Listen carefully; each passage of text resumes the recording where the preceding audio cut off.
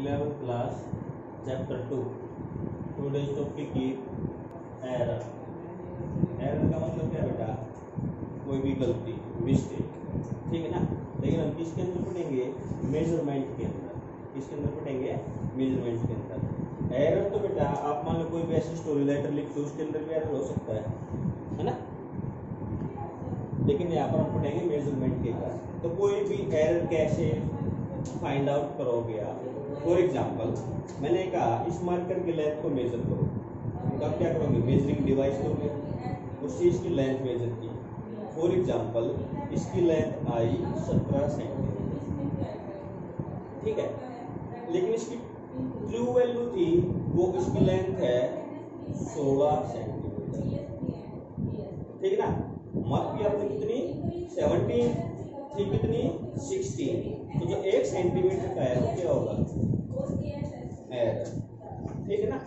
तो ये आई बेटा मेरी ट्रू वैल्यू जो ओरिजिनल वाली है, मेजर्ड वैल्यू, ठीक है। मान लो आपकी हाइट मेजर करनी है, आपकी हाइट है 5 फुट 7 इंच, लेकिन आप उसको मेजर कर रहे हो 5 फुट 6 इंच, एक का एरर आ गया। तो true value minus measure, clear होगा ये। अब एरर कितने टाइप के हो सकते हैं, ठीक है। ये सारे की डेफिनेशन लिखनी है आपने। फर्स्ट है कांस्टेंट एरर। नाम से पता चल रहा है, तो हर बार जितनी बार भी रीडिंग लोगे, मान लिया आपके पास जो भी मेजरमेंट डिवाइस है, आपने इसकी लेंथ 5 टाइम्स मेजर की, 5 टाइम्स उतना ही एरर फिक्स रहा, ठीक है ना। वो होगा कांस्टेंट एरर। इसके बाद है सिस्टमैटिक एरर। कि एरर किसके कारण आएगा? First instrumental error. For example आप इस एक स्केल से इसकी लेंथ मेजर कर रहे हो, उस स्केल के अंदर ही कोई ना कोई एरर है, मींस आगे से टूटा हुआ है, या उसके ऊपर जो मार्क है 0 स्टार्ट है वो अच्छे से क्लियर नहीं है, आप उसको फाइंड आउट नहीं कर रहे, या आपके पास कोई मीटर है, मीटर से मेजर कर रहे हो, वो हमेशा गलत रीडिंग दे रहा है। फॉर एग्जांपल बाइक की स्पीडोमीटर है, कई बार आपने देखा होगा कि वो रेस्ट पोजीशन में है तब भी उसकी नीडल 0 से थोड़ा सा ऊपर रहेगी, है ना। तो एरर आ गया ना, वो कई बार 0 से नीचे रहेगी, तो क्या हो गया? एरर आ गया ना, ठीक है। तो किसके कारण आ रहा है बेटा एरर? तो इंस्ट्रूमेंट की कमी है, ठीक है।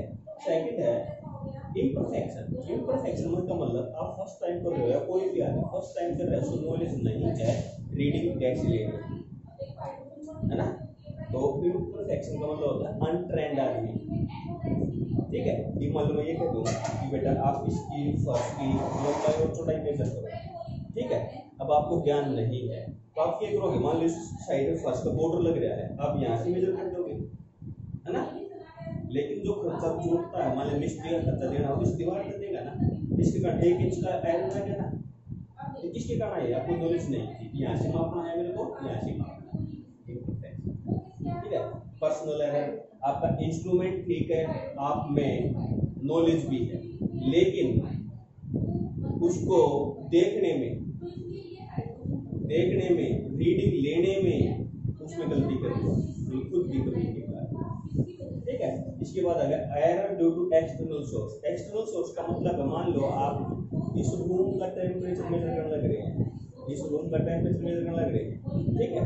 लेकिन बाहर से कोई सोर्स के कारण, एक्सटर्नल कोई भी सोर्स है, उसके कारण इसके टेम्परेचर एग्जैक्ट नहीं मेजर कर रहा। फॉर एग्जांपल कि यहाँ पर कोई इंडस्ट्री है, उसमें बहुत बड़ी चिमनी है, तो बहुत हीट प्रोड्यूस कर रहा है, तो उसके कारण यहाँ हीट चेंज होगी ना, तो एक्सटर्नल पैरामीटर से चेंज होगी। तो क्या हम इस एरिया का, इस रूम का एग्जैक्ट टेम्परेचर मेजर कर पाएंगे? नहीं कर पाएंगे, ठीक है ना।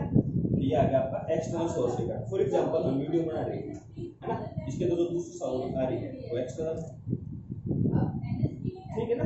This are one external error. ये सभी को बोलेंगे हम सिस्टमैटिक एरर, ठीक है।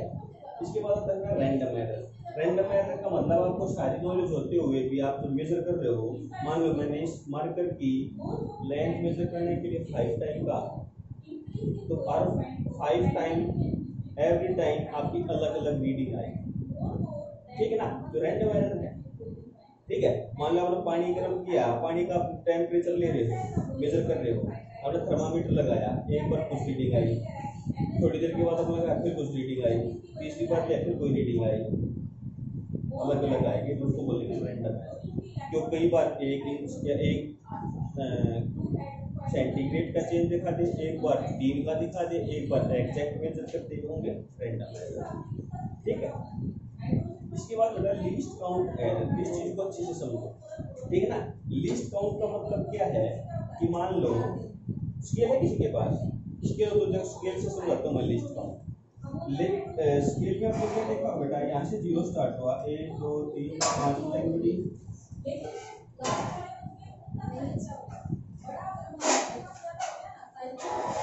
देखो ये स्केल, ठीक है ना, यहाँ पर आपका लिखा है सेंटीमीटर, ठीक है, यहाँ पे लिखा है आपका सेंटीमीटर, तो 0 और 1 के बीच में देखोगे तो 5 छोटे छोटे वे दिखा रखे हैं, डिवीजन दिखा रखे हैं। अब एक चीज बताओ, यहाँ से यहाँ तक 10 डिवीजन है, तो एक डिवीजन किस चीज को मेजर करेगा, 1/10। जब 1 सेंटीमीटर के अंदर 10 डिवीजन है तो एक किसी को रिप्रेजेंट करेगा 1/10। क्लियर हो गया? अब क्या आप 1/10 से छोटी वैल्यूज को मेजर कर सकते हो? नहीं कर सकते ना। तो इसकी लीस्ट काउंट का मतलब है कि वो कम से कम वैल्यू जो हम इससे मेजर कर सकते हैं उसको बोलते हैं लीस्ट काउंट। ठीक है ना, ये लिस्ट 1/10 किसका लिस्ट काउंट है, इस स्केल का, दूसरे स्केल का दूसरा भी हो सकता है। ठीक है ना, लिस्ट काउंट का मतलब क्या हुआ, the minimum value measured by the instrument is called list count of that instrument. वो इंस्ट्रूमेंट वेरी करेगा। ठीक है, अच्छा अब लिस्ट काउंट का मतलब क्या है, मान लो ये 1/10 सेंटीमीटर को मेजर कर सकता है, लेकिन क्या आप इसे 1/100 या 1/20 मेजर करना चाहो तो क्या मेजर कर पाओगे? नहीं, है ना। आप आइडिया ही लगाओ, तो किसके कारण एरर आया, लिस्ट काउंट के कारण, क्योंकि इस इंस्ट्रूमेंट का लिस्ट काउंट इतनी वैल्यू करने की कैपेसिटी थी नहीं एग्जैक्ट। क्लियर? इसके बाद लिस्ट और ग्रोस एरर, नाम से पता चल रहा है कि मेजर करने में किसी मिस्टेक के कारण हम मेजर करेंगे। और बेटा 5 टाइप के एरर। ठीक है, अब जो आपका रैंडम एरर आया, मैंने क्या कहा था कि मैं इस मार्कर की लेंथ अपने 5 टाइम्स मेजर की, 5 टाइम हर बार इसकी क्या आई, अलग अलग वैल्यू आई, इसको रैंडम एरर बोला जाता है। अब रैंडम एरर को हम कैसे कम करेंगे? ठीक है ना, अरे आप 11th क्लास में कोई प्रैक्टिकल फाइल लिखोगे वहां पर न्यूमेरिकल भी आता है। ठीक है, तो let us consider in an experiment you have observed A1, A2 and AN readings। आपने कोई भी एक्सपेरिमेंट परफॉर्म किया, अब उस एक्सपेरिमेंट में n A1, A2, AN इतनी रीडिंग ली। ठीक है, तो सबसे पहले क्या है बेटा, absolute error, absolute mean error आएगा, absolute mean error, absolute error. तो सबसे पहले बेटा क्या निकाल लेंगे, ये एब्सोल्यूट एरर है, एब्सोल्यूट मीन एरर ही आएगा। तो सबसे पहले मैं क्या निकालूंगा बेटा, मीन। तो मीन निकालने का क्या formula, total sum upon total number of terms, ये आएगा आपका A1 plus A2 A3 plus AN upon. ठीक है, ये आपका क्या मीन, इसको क्या लिखोगे आप,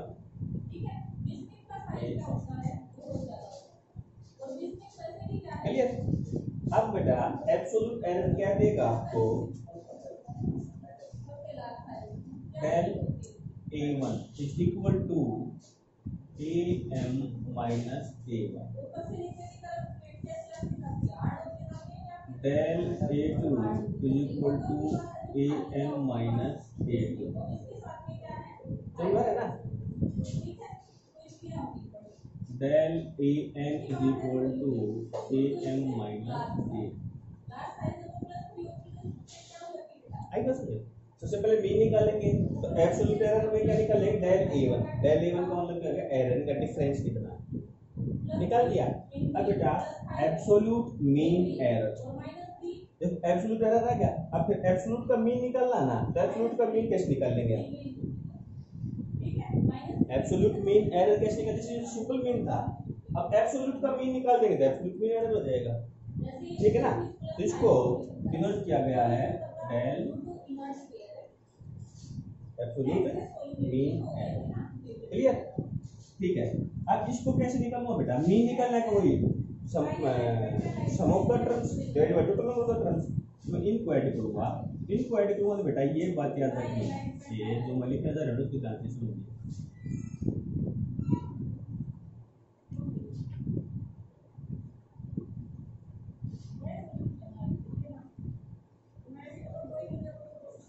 ठीक है ना। ये मैंने तो क्या लगाया है? मोड। मोड का मतलब क्या है? जब आपकी जो मीन वैल्यू आई बेटा, उससे कुछ रीडिंग इससे बड़ी होंगी, कुछ रीडिंग इससे कम होंगी, ये वैल्यू नेगेटिव भी आएगी और पॉजिटिव भी आएगी। तो मेरे को एब्सोल्यूट मीन एरर में सभी पॉजिटिव करके सम लेना, इसलिए मोड से लगाया। एब्सोल्यूट मीन एरर आ गया। अब क्या निकाला? Relative error. तो रिलेटिव एरर का मतलब क्या होता है? रिलेशन किसके साथ? मीन के साथ, ठीक है ना। तो रिलेटिव एरर क्या जाएगा मेरा? डेल ए से रिप्रेजेंट किया गया है this upon this mean, means del a bar by ए।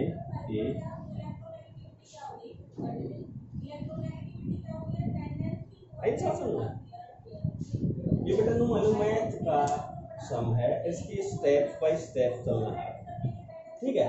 अब परसेंटेज पता है आपको, रिलेटिव इनटू 100, ठीक है ना। तो रिलेटिव क्या आ गया आपका? डेल A1 AM इनटू 100, ये आपका परसेंट है, ठीक है। इसमें कोई भी प्रॉब्लम? अब इसके साथ में एक न्यूमेरिकल करवा देता हूँ बेटा, आपको बिल्कुल क्लियर हो जाएगा, ठीक है। अब मैं एग्जांपल करवा रहा हूँ, एग्जांपल नंबर 75, पेज नंबर 2.40। क्या दे रखा है? इसमें दे रखा है बेटा 2.48, 2.46, 2.49, 2.50 एंड 2.4, ये रीडिंग दे रखी है, ठीक है। मीन्स जो मैंने जर्नल रीडिंग आपकी A1 A2 AN मानी थी, अब या एक एक्सपेरिमेंट कर रहा है, उसको क्या करेगा? किसी चीज की लेंथ को मेजर कर रहा है, उसकी लेंथ है 2.48 मीटर,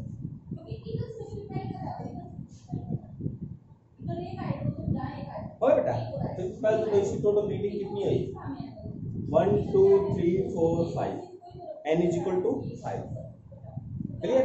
अच्छा A1 की वैल्यू क्या मान सकते हो आप? 2.48, A2 की वैल्यू क्या मान सकते हो? 2.48, A3 की क्या मान सकते हो? 2.46, ठीक है। तो सबसे पहला स्टेप क्या था बेटा? क्या निकाल दूं मैं? बोलो।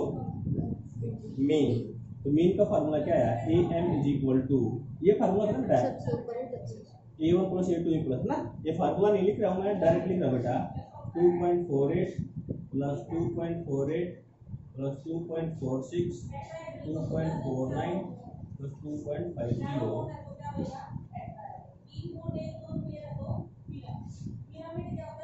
ठीक है। या तो दिक्कत, इसकी वैल्यू आ जाएगी बेटा 2.48, अप्रोक्सीमेट राउंड लोगे तो अप्रोक्सीमेट 2 डेसिमल तो लोगे ना बेटा, तो कितनी आ जाएगी? आ गया।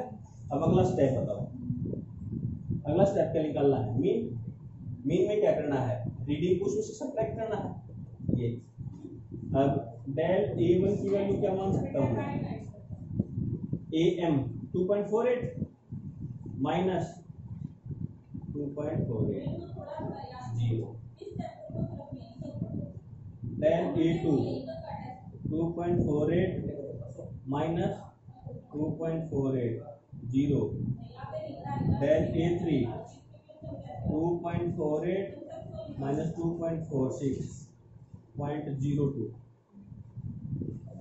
डेल A4 2.48 माइनस 2.49 माइनस 0.05, है ना बेटा माइनस में, इसीलिए मैंने मोड लेना बोला था यहाँ, ठीक है।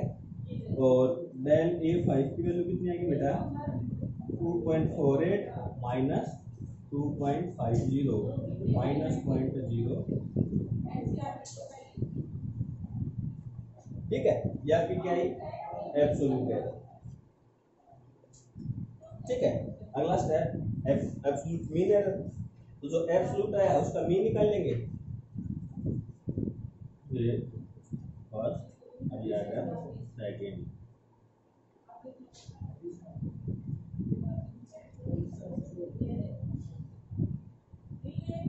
ठीक है। क्या बताया था formula, del A dash is equal to mod del A1, 0 0 आ गया तो बेटा ये ऐसी चीज हो जाएगा, ये पॉजिटिव हो जाएगा, इतना फर्क है। तो मैं सीधा ये लिख रहा हूँ mode of 0.02 plus mode of -0.01 plus mode of,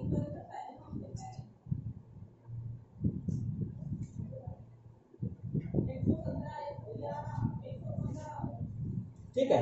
इसको ऐड करके इसको अब निकल लो, कितना गया बेटा 0.01 बेटा,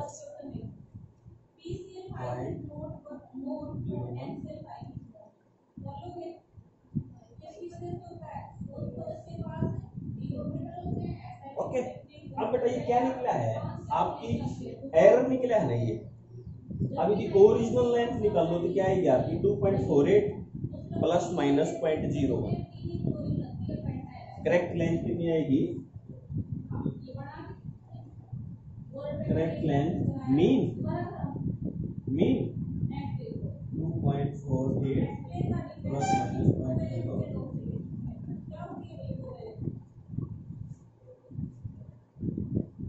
समझ में आ गया बेटा। मीन्स आपकी लेंथ से जो 2.48 से 0.01 ज्यादा हो सकती है, कम हो सकती है, ठीक है। ये किसी रोड की लेंथ मेजरमेंट, ठीक है। अब मान लीजिए ज्यादा स्टेप एक आता है, इसमें बेटा रिलेटिव एरर नहीं पूछा और परसेंटेज एरर नहीं पूछा।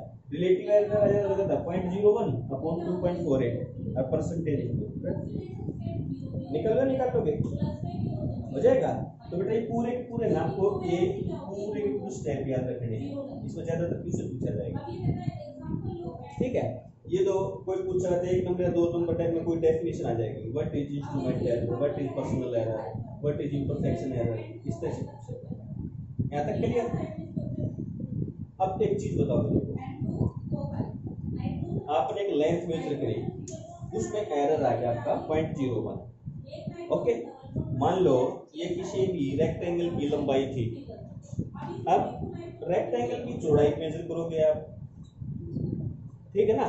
चौड़ाई मेजर करोगे तो उसके अंदर भी एरर आएगा, तो आपकी लंबाई में भी एरर आ गया और आपकी चौड़ाई में भी एरर आ गया। यदि आप अब उस डायमेंशन से, उस लेंथ और ब्रेथ से कैलकुलेट करना चाहते हो एरिया, तो एरिया के अंदर एरर आएगा या नहीं आएगा, आएगा क्यों नहीं।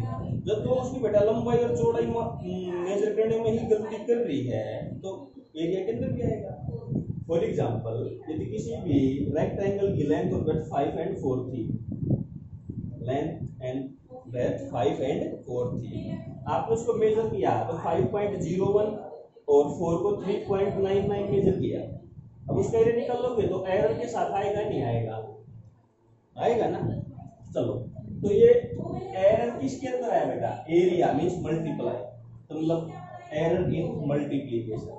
सेम इसी तरह से यदि आप दो रेजिस्टेंस की वैल्यू मेजर कर रहे हो, रेजिस्टेंस उसकी वैल्यू मेजर कर रहे हो और दोनों रेजिस्टेंस हमने सीरीज के अंदर जोड़ दिए, अब इक्विवेलेंट रेजिस्टेंस के अंदर आएगा या नहीं आएगा, एरर आएगा। तो सीरीज के अंदर टोटल रेजिस्टेंस क्या होगा, R1 प्लस R2, दोनों ऐड हो गए तो एरर किसके अंदर गया, एडिशन के अंदर। मींस हम अब 4 केस पढ़ेंगे, error in addition, subtraction and multiplication. Next topic है combination of error.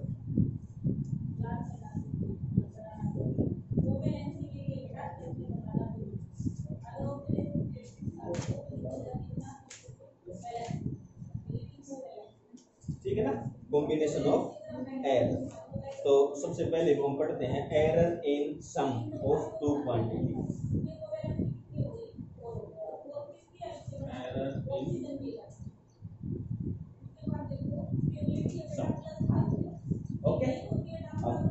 White board पे अब देखो बेटा, एक्चुअली हम क्या कर रहे हैं कि मेरे पास कोई भी दो क्वांटिटी है, वे क्वांटिटी है a and B.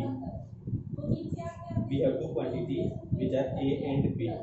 If we have to take their sum, यदि हम दोनों का सम लेते हैं, सम को उसमें z से डिनोट कर रहा है ना, हाँ z से डिनोट कर रहा है में, तो z is equal to a plus b, ये है ट्रू वैल्यू। ओके, लेकिन यदि किसी एरर के कारण, किसी मेजरमेंट के कारण ये आ गया a plus minus del a और b plus minus del b, तभी मैं एग्जांपल ले रहा था कि एक रेक्टेंगल की 5.4 है डायमेंशन, 0.101 का एरर कोई भी आ गया तो वे डायमेंशन होंगे। अब मैं एडिशन निकाल रहा हूँ बेटा, एडिशन के अंदर कोई एरर आएगा ना,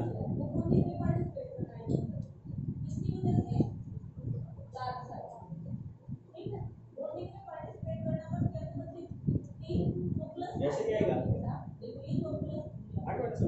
अब इसको मैं थोड़ा सा आगे बढ़ा रहा हूँ, z plus del z is equal to a plus b plus minus del a plus del. अब बेटा a प्लस b की जगह पुट कर सकता हूँ z, यहाँ पर मैं पुट कर दूँ बेटा z से, ठीक है ना। तो डेल z की वैल्यू क्या है, del a plus minus,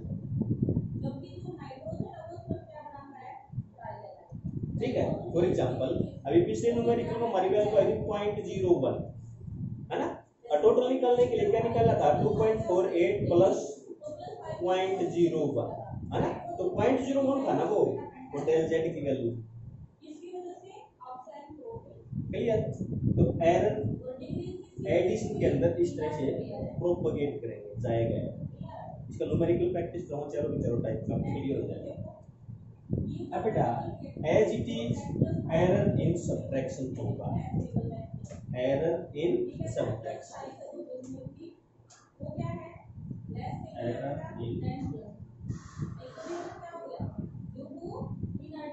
error in subtraction, ठीक है। ये चीज तो सेम रहेगी बेटा, यहाँ पे आ जाएगा जी original reading a and b है तो z हो जाएगा a माइनस b, ठीक है, और a plus del a b plus del b, तो z plus del z is equal to a plus minus del a। देखो बेटा एक चीज बता देता हूँ मैं, ये जहाँ पर भी एरर है ना वहाँ पर प्लस माइनस दोनों साइड है। मेरी आदत है कई जगह तो मैं लिख देता हूँ और कई जगह छोड़ देता हूँ, ठीक है। प्लस माइनस का मतलब क्या है, उससे कम भी हो सकती है और ज्यादा भी हो सकती है। मान लो +1 है, किसी चीज की लंबाई 50 सेंटीमीटर या मीटर है तो उसकी लंबाई वो 51 या 49 ले सकता है, प्लस माइनस 1 कर लो, ठीक है। तो अपने ध्यान रखना, हमारे कई जगह मैं लिख रहा हूँ, कई जगह ये आ जाती है माइनस b प्लस माइनस, ठीक है ना। अब इस तरह बेटा a माइनस b इकट्ठा करते हुए डेल b माइनस इकट्ठा करते हुए कैंसिल देंगे कर दोगे ना, तो फाइनल सब्ट्रैक्शन के अंदर डेल z की वैल्यू क्या आएगी, ये इसके अंदर बेटा प्लस माइनस बाहर निकाल दो, प्लस ये यहाँ पर तो प्लस माइनस बाहर निकल जाएगा और यहाँ पर minus plus del a plus, देखो यहाँ पर प्लस माइनस है माइनस प्लस, ठीक है ना। चलिए बेटा अब जो नेक्स्ट चीज समझ रहे हैं, ये सबसे इम्पोर्टेंट है मल्टीप्लिकेशन,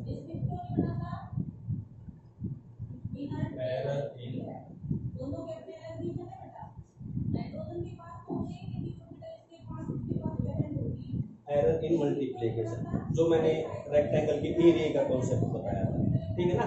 लेट टू डायमेंशन क्या है मेरी a एंड b, तो z क्या आ गया मेरा a क्रॉस b।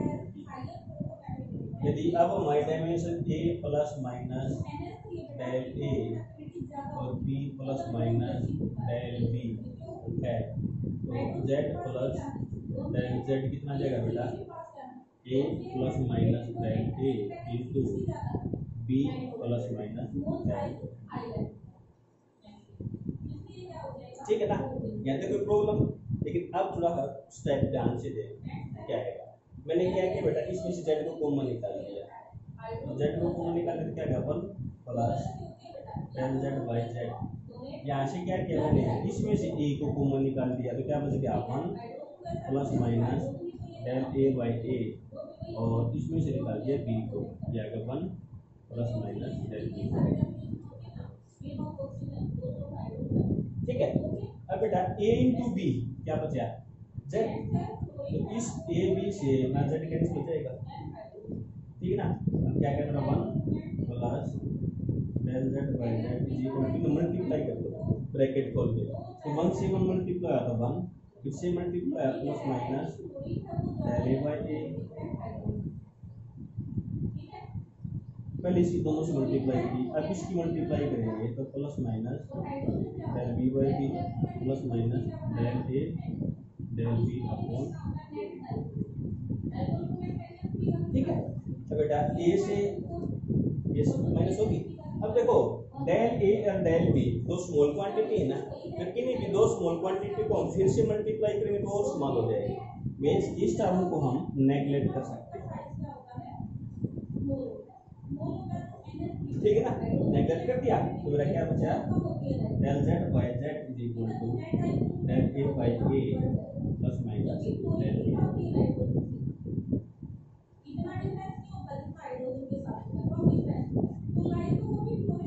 ठीक है, कोई प्रॉब्लम? अभी याद रखना इसको न्यूमेरिकल करेंगे सर, आपने क्या निकालना पड़ेगा, जब तो जिस तरह रेक्टेंगल का एरिया बताया था, तो फॉर एग्जांपल देते हैं बेटा कि आपकी लेंथ थी 5 प्लस माइनस 0.02 मीटर L1 और L2 थी 4 प्लस माइनस 0.1 मीटर, ठीक है ना। तो आप इसको कंपेयर करोगे बेटा, ए की वैल्यू कितनी आई 5, डेल ए की वैल्यू कितनी आई 0.02, बी की वैल्यू कितनी आई 4 और डेल बी की वैल्यू कितनी आई 0.0, ठीक है ना। अब जहां पे फार्मूला है डेल ए बाई ए का मतलब 0.02 by 5, del B by B 0.01 by 4, ठीक है ना।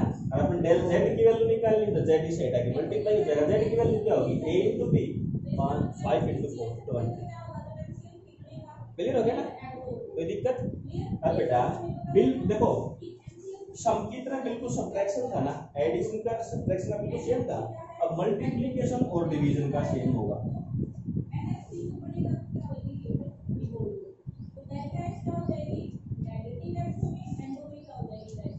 ठीक है ना। अब डिवीजन के अंदर वही बेटा ए एंड बी कोई दो क्वांटिटी थी, तो z इज इक्वल टू क्या आ गया a बाई बी, ठीक है ना। और ये reading a plus minus del a और b plus minus del b, तो एरर क्या जाएगा बेटा z plus minus del z, a plus minus del a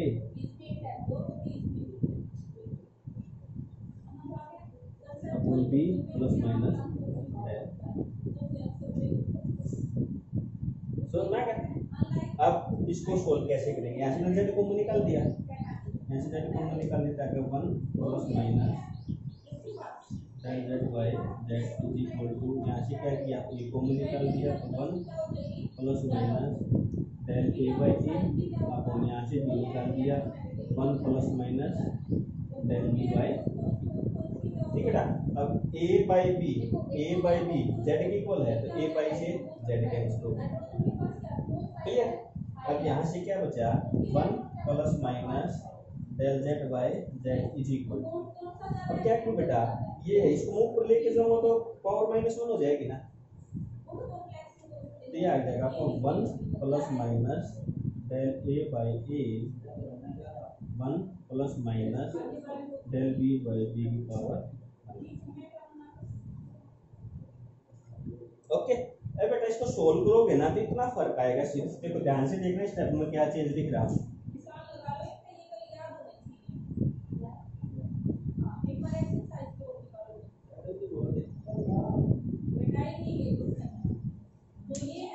plus minus तो माइनस प्लस हो जाएगा, ठीक है ना। अब ये और ये स्टेप बिल्कुल सेम बन गया ना, जब मल्टीप्लाई किए थे इसको मल्टीप्लाई करना सोल्व करना, फाइनल रिजल्ट ये ही आएगा, क्लियर? कोई प्रॉब्लम? अच्छा, इसके बाद बेटा एक जो इम्पोर्टेंट है जर्नल रूल लिख रखे है इसमें, error in power of quantity, error in point of quantity, error इन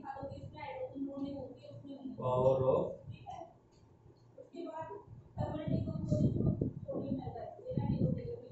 ठीक है। इसके अंदर क्या देखना है आपने कि मान लो z is equal to a की पावर n, a की पावर n ही दे रखा है ना, ठीक है, a की पावर n दे रखा है। और एरर के बाद आपने मान लिया z plus minus del z is equal to a plus minus del a की पावर n, ठीक है ना। फर्क बेटा पूरे में चल क्या रहा है, z प्लस डेल z, जो डेल z एरर आ गया, a प्लस डेल a में डेल a एरर आ गया, b में डेल b एरर आ गया, ठीक है ना। अब क्या किया आपने, यहाँ से a कॉमन निकल लोगे तो a की पावर n कॉमन निकल गया ना। अब बच क्या गया 1 plus minus del a by a की पावर n, यहाँ से z कॉमन निकाल दिया 1 plus minus del z by, इससे ये कट गया। अब इसमें और इसमें क्या डिफरेंस बचा बेटा,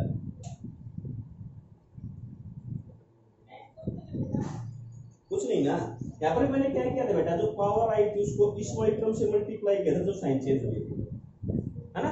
तो यहाँ पर भी यही हो जाएगा, इस पावर को यहाँ पर खोल देगा। एक्चुअली बेटा बाइनोमियल थ्योरम है, बाइनोमियल थ्योरम बता देता हूँ मैं, 1 प्लस x की power n is equal to 1 plus nx, सिर्फ इतना याद रखो फिलहाल तो, 1 प्लस x की power n is equal to 1 plus nx, जो पावर उसको x से मल्टीप्लाई कर दो।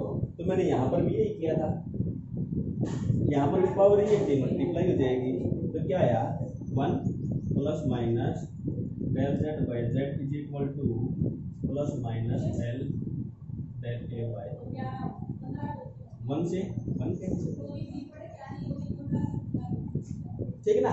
तो बेटा इस फार्मूले में, इस फार्मूले में क्या देखा आपने कि जो पावर है उतने टाइम को मल्टीप्लाई हो जाएगा, है ना। अब एक रूल जर्नल और आया 6, ये बेटा आपको होंगे न्यूमेरिकल करेंगे ना, वहां पे इंप्लीमेंट होंगे। ये है z is equal to a की पावर b, b की पावर q अपॉन c की पावर r, c की पावर r, ठीक है, ठीक है ना। अब इसको सोल्व करने की जरूरत है, डायरेक्ट आपको फार्मूला क्या याद रखना है, del z by z is equal to p del a by a plus q del b by b plus r del c by, ठीक है ना। ये फार्मूला याद रखना, क्लियर। ये कहां पर यूज होंगे, for example volume of the sphere का कॉन्सेप्ट लगाया आपने, वॉल्यूम ऑफ द स्फीयर, उसकी रेडियस का एरर दे दिया, तो वॉल्यूम ऑफ द स्फीयर क्या बनेगा 4/3 पाई r क्यूब, ये ओरिजिनल वॉल्यूम होगा। अब एरर के बाद निकालोगे 4/3 पाई r प्लस डेल r की क्यूब, ठीक है ना। तो इस केस में आपने क्या करना है, ये तो हट जाएंगी, एल पर डेल को लोगे तो 3 into del r by r आ जाएगा, 3 into del r by r, क्योंकि वहां पर देखो बेटा उस फार्मूले में जहां पर पावर क्या थी आपकी n थी a की, तो n into del a by a आता है ना, n की जगह यहाँ पर क्या है 3, डेल ए की जगह डेल आर ए की जगह, ठीक है। तो ये आपका एरर कंप्लीट हो गया, और इसी के साथ ये चैप्टर कंप्लीट हो गया बेटा को, ठीक है ना। तो कल संडे है, कल छुट्टी, कल इसके कंप्लीट न्यूमेरिकल और व्याकरण, ओके।